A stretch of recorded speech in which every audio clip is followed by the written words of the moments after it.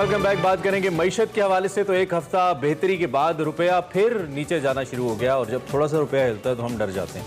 खैर डॉलर फिर थोड़ा सा ऊंची उड़ान शुरू कर दिया उसने। ऐसा नहीं होना चाहिए। स्टॉक मार्केट में भी कुछ थोड़ी सी मंदी देखी जा रही है। महंगाई तो खैर किसी कंट्रोल में नहीं है। महंगाई तक का तो जिसे कहें ना कि जिक्र ही ना करें, गल ही ना छेड़ें आप उसकी। तो गरीब आदमी का 2 वक्त का जो रोटी खाना है वो मुश्किल हो गया है, 2 वक्त का गुजारा मुश्किल है। दूसरी जाने जो मुतवस्सित तबका है इसके बाद महंगाई की वजह से मसाइल बढ़ गए हैं। और क्योंकि हमारे यहाँ बहुत बड़ी तादाद है जो बिल्कुल एज के ऊपर है गुर्बत के लोगों की। दूसरी जानिब जुलाई की बिजली के बिलों की बात करें तो मुझ समेत भाई सब लोग के कानों के धुएं निकल गए। इतने ज्यादा बिल्स आए और वी वर लिटरली अमेज्ड कि फॉर एग्जांपल अगर आपका 10,000 बिल है तो 10,000 का 15,000 समझ में आता है, 10,000 का 25,000 समझ में नहीं आता। And this is what happened. और यही हुआ हम सबके साथ भी। इनफैक्ट हम सब बहुत एक लिमिटेड फैमिली सिस्टम्स में रहते हैं, बट स्टिल जी हमारे बिल्स एक बड़ी फैमिली के मुताबिक आए और बिजली के बिल को लेकर आवाम हुकूमत को दुहाइयां तो दे ही रही है। दिल करता है किसी बिल के अंदर घुस जाएं हम। ओए अल्लाह, ये तो अभी कुछ भी नहीं जी। उन्हें कहते हैं कि आने वाले दिन इससे भी ज्यादा सख्त होने वाले हैं, क्योंकि इस हवाले से गवर्नमेंट ने मजीद इकदाम किए हैं। IMF को पेट्रोलियम मसनूआत पे जो लेवी है उसमें बतदरीज 50 रुपये फी लीटर इजाफे के हवाले से बढ़ाने की यकीन दहानी करा दी है। उसके साथ साथ फ्यूल एडजस्टमेंट की मद में बिजली की कीमत में भी इजाफा होगा, गैस भी महंगी होगी और 27 अरब रुपए के नए टैक्सेस भी लगेंगे। लेकिन वफाकी वजीर खजाना मिफ्ता इस्माइल साहब कहते हैं कि हमारी अव्वलीन तरजीह 23 करोड़ लोगों को रोटी देनी है,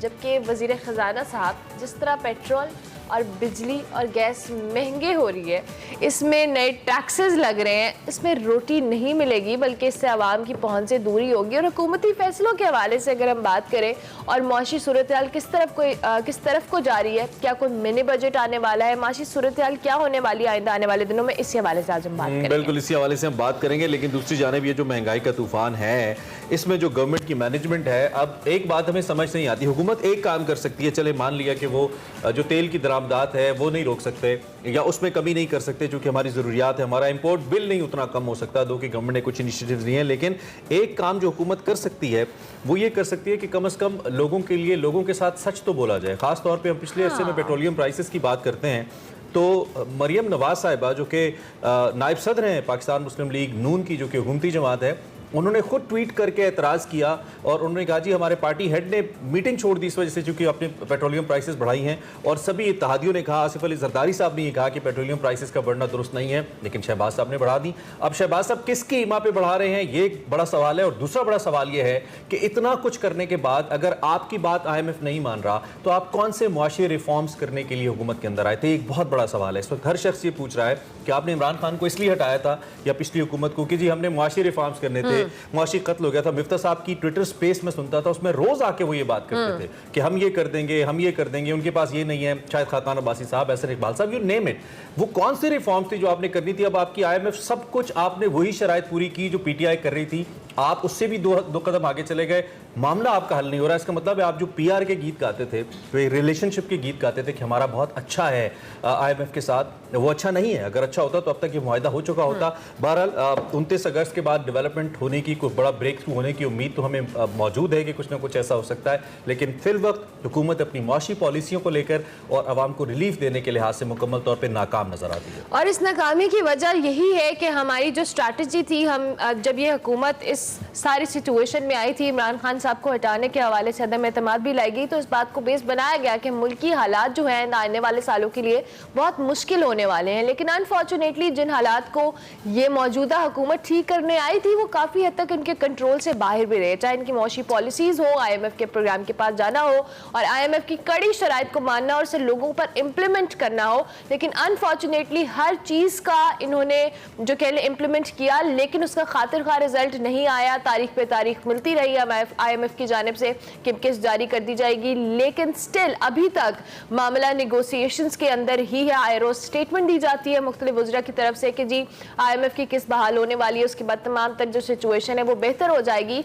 लेकिन वही बात जो हम तमाम तर मौशी जो कह लें एक्सपर्ट से पूछते हैं वो यही कहते हैं कि जब तक ये IMF अगर हमें किस्त दे भी देगा तो इसके जो असरात हैं आम आवाम तक पहुँचने के लिए it will take a lot of time. Time, और उस सिचुएशन में पब्लिक के ऊपर रोज एक बिजली का बम, एक गैस का बम, ये सारी चीजें जो उन पे थोप दी जाती हैं, उसका नुकसान ये होता है कि वो eight the end of the day महंगाई होती है, और जब चीजें बढ़ती हैं तो कीमतें बढ़ती रहती हैं, लेकिन जब कहीं इंटरनेशनल मार्केट में कीमतें कम होती हैं उसका इम्पैक्ट नहीं आता आम मार्केट के अंदर। That's the worst part. Doctor Shumail Dawood हमारे साथ मौजूद हैं, उनसे जरा करते हैं, उनसे पूछते हैं कि वो क्या तज्जिया रखते हैं सारी सूरत हाल पर। Doctor Shumail, thank you very much for joining us. I hope आप ठीक ठाक हैं। आपके आने से पहले हम सारे मुआशी इशारियों की भी बात कर रहे थे जो कि बिल्कुल इस वक्त कुछ बहुत अच्छे नहीं है। डॉलर पिछले कुछ अरसे में नीचे तो आया, लेकिन वो नीचे भी क्या आया कि जब 185 से 250 तक चला गया, और फिर वो अगर 10-15 रुपए 20 रुपए टूट भी गया तो उसने मईशत को क्या देना है। दूसरी जानिब डेट सर्विसिंग का पहाड़ है हमारे सर पे खड़ा है। तीसरी जानिब महंगी बिजली है, हमारे मैन्युफैक्चरर को कंपैरेटिव होने ही नहीं देती है कि वो जाके एक्सपोर्ट्स करें और उनकी चीजें बिके इंटरनेशनल मार्केट में। कल मैं पढ़ रहा था कि बांग्लादेश की जीडीपी पाकिस्तान से ऊपर चली गई है, 51 years of their independence, and then you talk about 75 years of ours. कैसे देख रहे हैं आप सूरत हाल को? जी बहुत शुक्रिया इमरान। ऑल्दो के अभी हमें एक थोड़े अरसे की रिस्पाइट जरूर मिला है जैसे आपने बताया, लेकिन अभी जो चैलेंजेस हैं वो तो वहीं खड़े हैं। IMF प्रोग्राम पे हम हैं, हम सुन रहे हैं, डिसीजन भी हो गया, लेटर ऑफ इंटेंट भी हो गया, मीटिंग भी होने जा रही है। अब हम ट्रांच का इंतजार कर रहे हैं। हमें जो फ्रेंडली कंट्रीज हैं जिसमें उन्होंने अनाउंसमेंट्स कर दिए, लेकिन अभी बाकी कंट्रीज के अनाउंसमेंट्स जिस तरह सऊदी अरेबिया, कतर के रहते हैं, UAE ने अपने 1 बिलियन का कंफर्म कर दिया। तो ये कमिटमेंट्स जो IMF के प्रोग्राम के अंदर रहने की वजह से हमें लेनी है, इसकी वजह से भी हम पे प्रेशर रहेगा। और दूसरा, हमें परफॉर्मेंस और हमें डिसिप्लिन का मुजाहरा करना पड़ेगा, जो वैसे भी करना चाहिए, लेकिन इन हालात में वो जो कौम को समझने की जरूरत है आपके प्रोग्राम के जरिए इस सुबह, वो ये है कि ये मुश्किलात में से तो अभी हमें गुजरना पड़ेगा, और ये किसी मिनिस्टर या किसी प्राइम मिनिस्टर या किसी और की इसकी इस वक्त सिचुएशन नहीं अलाउ करती कि वो बहुत ज्यादा सब्सिडी पास कर सकें, बहुत ज्यादा लोगों को सहूलत पास कर सकें। हमें इसी वजह से हाई पेट्रोल प्राइसेस का भी करना पड़ेगा। दूसरी बात है कि हमें IMF प्रोग्राम के अंदर रहते हुए अपने रिजर्व्स को भी बढ़ाना है। अच्छा, डॉक्टर साहब एक नुक्ता मुझे क्लियर करें जो मुझ पे वाजे नहीं हो रहा, आप अगर कर पाए, वो ये है कि हुकूमत का काम क्या होता है? देखिए, हमने टैक्सेस देने हैं, हमारे टैक्सेस को तकसीम कर देना, उन्होंने इतने पैसे यहाँ जाएंगे, इतने यहाँ जाएंगे, उसके बाद जो डेफिसिट होगा वो भी आपने अगर IMF की सारी शराइत मानकर सब कुछ वही करना है, कहीं आपने निगोसिएशन नहीं करनी, सिफारतकारी अपनी नहीं दिखानी, और जो कुछ उन्होंने कहना है कर देना, उसके बावजूद भी अगर उन्होंने आपकी बात नहीं माननी, तो do you feel satisfied being a citizen of Pakistan with the performance of the government? आपको लगता है कि ठीक है उसके बावजूद भी? हम लोग जो हैं, जो गलतियां सरजद हुई हैं ओवर डेकेड, वो इतने शॉर्ट अरसे में नहीं ठीक हो पाएंगी, और हमें वो कड़वे घूंट इसीलिए पीने पड़ रहे हैं कि आपकी बात बिल्कुल बचा है। हुकूमत का काम है लेवल प्लेइंग फील्ड करना। हुकूमत का काम है कि जो सर्विसेज वो प्रोवाइड कर रहे हैं अपने सिटी के जरिए, अपने उसके जरिए, स्टेट के जरिए, उसके अंदर लॉसेस जो हैं वो हमें बर्दाश्त करने पड़ रहे हैं। उनकी कोताहियों की जो खमियाजा है वो कौम भुगत रही है। अब देखिए 1.8 ट्रिलियन जो है वो सर्कुलर डेट्स और एनर्जी लॉसेस और इस किस्म की चीजें जो हैं वो टैक्स पेयर कर रहा है। दूसरी बात ये कि गैर जरूरी अखराजात को रोकना जरूरी है। गैर जरूरी अखराजात का मतलब है कि हर वो चीज जिससे मुल्क की बका का ताल्लुक है उसको आप जरूर करें, और जिसका नहीं ताल्लुक है तायुश की चीजों को खत्म करें। तायुश का मतलब सिर्फ ये नहीं है कि चॉकलेट्स को बंद करें, तायुश का मतलब है कि गैर जरूरी जो हुकूमत के अखराजात हैं वो बंद, उनको कम किया जाए। बिल्कुल ठीक हो गया। अच्छा डॉक्टर इस्माइल, ऑब्वियसली हुकूमत ने, आपने IMF प्रोग्राम की बात की कि हम उनकी शराइत तो मान रहे हैं और हुकूमत को एक लेवल फील्ड पे खेलने की ज़रूरत है, लेकिन अब पेट्रोलियम मसनूआत पर जो लेवी है वो हुकूमत ने 30 से 50 रुपए तक यकीन दहानी कराई है IMF को, ऑब्वियसली। और दूसरी जानिब वजीर खजाना दावा करते हैं जी हमारी प्रायोरिटी है कि हम 23 करोड़ आवाम को जो रोटी दें या बेसिक नेसेसिटीज दें। सारी सिचुएशन में ये जो टारगेट वजीर खजाना साहब करने है या इन्होंने गोल जो सेट किया है रोटी देने का, आपको लगता है कि ये जो सिचुएशन क्रिएट हो रही है महंगाई की शक्ल में, इसमें पब्लिक को रिलीफ मिलेगा?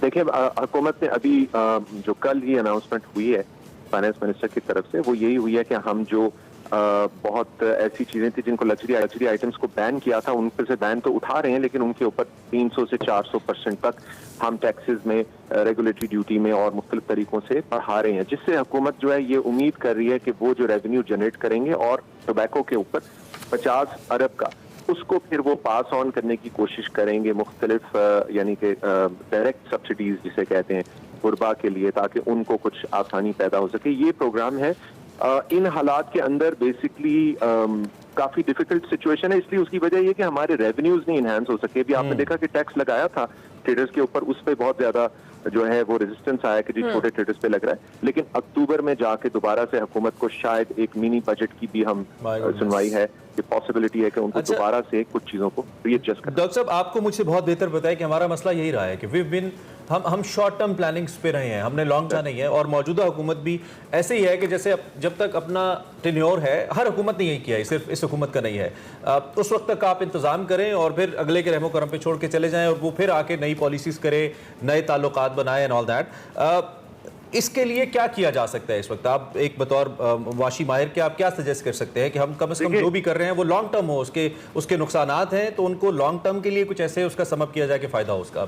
इमरान, हम इस नहज पर आ चुके हैं कि कोई भी पॉलिटिकल गवर्नमेंट, चाहे वो इस वक्त की हो या दूसरी जो इस वक्त इनकम्बेंट है जो आ सकती हैं, यानी कि दूसरी जो अपोजिशन में बैठी है इनकम्बेंट के अलावा, उन सबको यही बहुत सख्त और कड़े फैसले करने हैं और वो पॉलिटिकल जो पॉपुलिस्ट फैसले हैं वो करने पे मजबूर हो जाते हैं। तो मुझे लगता है कि हमारी सिचुएशन ये है कि बहुत ज्यादा पॉलिटिकल स्पेस नहीं रहा किसी भी पार्टी के लिए जो भी हुकूमत में आएगी कड़े फैसले करने के लिए। बहुत या तो फिर ऐसी गवर्नमेंट हो जो कि नॉन पॉलिटिकल हो, अदरवाइज ये हर वक्त जो है वो अपने कंधे से पीछे देखते रहेंगे और डरते रहेंगे। और जब तक ये सही फैसले नहीं कहेंगे जिसमें स्ट्रक्चरल रिफॉर्म्स हैं, चाहे वो टैक्स कलेक्शन हो, चाहे वो आपकी गैर जरूरी अखराजात को रोकना है, उसके लिए बहुत सख्त फैसले करने हैं। डिपार्टमेंट्स के, इंटर डिपार्टमेंट्स के, मुख्तलिफ हुकूमत के उसमें स्टेक होल्डर्स मौजूद हैं।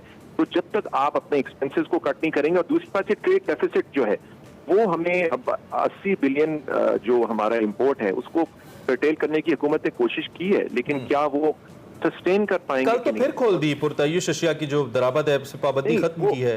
वो उसकी वजह ये कि हम सिग्नेटरी हैं इंटरनेशनल कन्वेंशंस के, हम कंप्लीटली बैन नहीं लगा सकते हैं। हम WTO के और मुख्तलिफ कन्वेंशंस के ऊपर सिग्नेटरी हैं, तो कुछ अरसे के लिए कर किया है, लेकिन अब उसको हाई रेगुलेटरी ड्यूटी के जरिए आप कर्टेल करने की कोशिश करते हैं।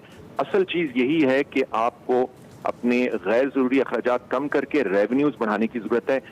इस वक्त पूरे मुल्क के अंदर एग्रीकल्चर सेक्टर में अगर हम देखें, और हालिया इसके ऊपर बहुत से लोगों ने लिखा भी है कि जहां पर जो टॉप टियर के लोग हैं वो अरबा रुपए जब कमाते हैं तो वो टोटल जो टैक्स देते हैं वो नेग्लिजिबल होता है। तो सर्विसेज के मुकाबले में, एग्रीकल्चर के मुकाबले में इंडस्ट्री ज्यादा टैक्स देती है। तो जब तक हम पूरे इनकम कहीं से भी आए उसको टैक्स नहीं करेंगे तो हमारे रेवेन्यूज नहीं बढ़ेंगे। ठीक हो गया। अच्छा doctor Ismail, at the end obviously चाहेंगे कि पब्लिक की, ऑब्वियसली आप जिस तरह से हम टेक्निकल चीज़ों को डिस्कस कर रहे हैं कि IMF प्रोग्राम की बात हो या पेट्रोलियम मसनूआत की हो, इंटरनेशनल मार्केट की हो, ये सारी चीज़ें जो हैं इससे आम पब्लिक को उतना ज़्यादा फ़र्क नहीं पड़ता। अगर आप किसी को बनाए, उनको सिर्फ बेसिक नेसेसिटीज़ के हवाले से फ़र्क पड़ता है।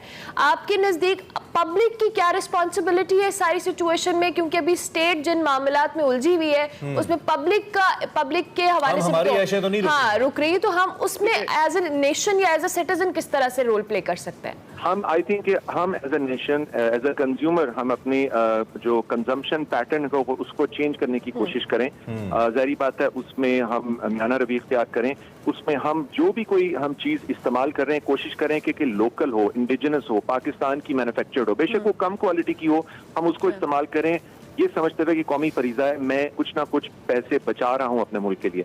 आई थिंक इस किस्म की हमें ये कुर्बानी कह लें या ये एक कंजम्पशन पैटर्न है। दूसरी बात, गैर जरूरी चीजों से हम इज्तनाब करना शुरू करें, और इवन अगर हम अफोर्ड कर सकते हैं, मैं ये कहूंगा ये उन लोगों के लिए जो अफोर्ड भी कर सकते हैं वो भी अपने आप को इस कौमी फरीजे के तौर पे सोचें कि हमारी कंजम्पशन को हम थोड़ा सा कर्टेल करें। हमारी इस वक्त टोटल कंजम्पशन और टोटल ग्रोथ जो है वो इंपोर्ट रिलेटेड है, और इसी वजह से ये हमारा एक डबल एज्ड किस्म का जिसे चैलेंज आ गया है, जहाँ पे ट्रेड डेफिसिट भी है और फिस्कल डेफिसिट इस वजह से है कि हम लोकली रेवेन्यू उतना इकट्ठा नहीं करते, और उसके साथ साथ हम लॉस बहुत कर रहे हैं। तो ये 3-4 चीजों से अगर हुकूमत, कोई भी हुकूमत, ये हुकूमत या आने वाली हुकूमत जो भी है, वो जब तक वो सख्त फैसले नहीं करेगी, स्ट्रक्चरल रिफॉर्म्स नहीं करेगी, तो हम इसी किस्म के प्रोग्राम्स के अंदर फंसे रहेंगे और चलते रहेंगे, और हमारी ब्रीदिंग स्पेस खत्म होती जा रही है। राइट डॉक्टर साहब, thank you very much for your time, thank you very much, आपने हमें ज्वाइन किया, एनालिसिस हमारे सामने रखा। डॉक्टर शमाइल हमारे साथ थे, एंड बिल्कुल